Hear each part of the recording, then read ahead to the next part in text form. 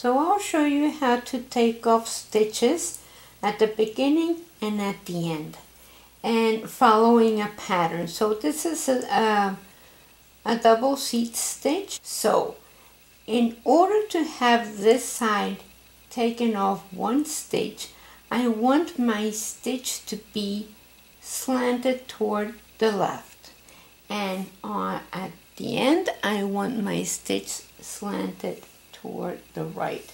So therefore at the beginning I'm going to do slip, slip, put your left hand needle in front, and see how my needle is going toward the left. So that means it's slanted toward the left. And then I'll continue with my pattern. And now I will, this is the stitch before, and now I have these two stitches left, and I want to knit them together. See how I'm having my needle only like so. And now you have your slanted stitch toward the left, and this one is toward the right.